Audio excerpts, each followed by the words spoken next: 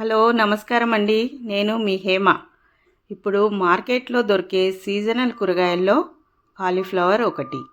ఈరోజు సింపుల్గా cauliflower curry ఎలా చేయాలో చూద్దాం. ఏంటి కాలీఫ్లవర్ కర్రీనా, ఈ కర్రీ కూడా ఎవరైనా తింటారా అని అనేవాళ్ళ రియాక్షన్ వీడియో ఎండ్లో చూద్దాం.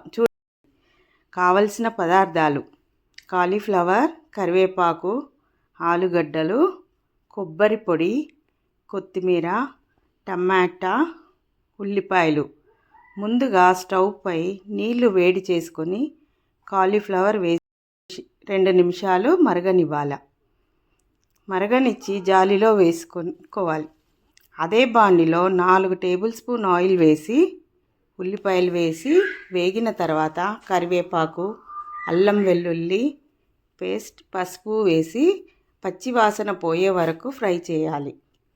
ఆలుగడ్డలు వేసి మగ్గిన తర్వాత కాలీఫ్లవర్ వేసి కలపాలి. స్టవ్ మీడియం ఫ్లేమ్లో ఉంచుకొని 5 నిమిషాలు వేగిన తర్వాత ఒక పెద్ద సైజు టమాటో వేసి మగ్గనివ్వాలి.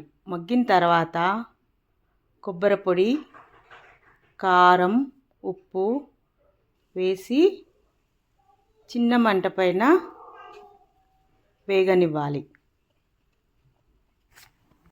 ఒక చిన్న గ్లాస్ వాటర్ వేసి చిన్న మంట పైన మూత లేకుండా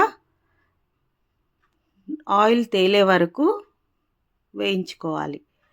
మగ్గిన తర్వాత కొత్తిమీర వేసి సర్వ్ చేసుకోవాలి. అంతే. ఇంట్లో వాళ్ళ రియాక్షన్ ఎలా ఉందో చూడండి. ఫస్ట్ ఇట్లా వేడి అన్నం వేసుకొని ఈ మంచి కాలీఫ్లవర్ కర్రీ వేసుకొని కొంచెం వేసుకొని మంచిగా కలుపుకొని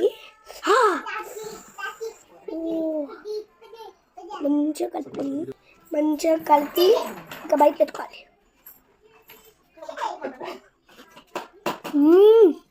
సూపర్. ఇది చేసుకుని ఎప్పుడైనా మంచిగా తింటే మీకే మంచిది. సూపర్.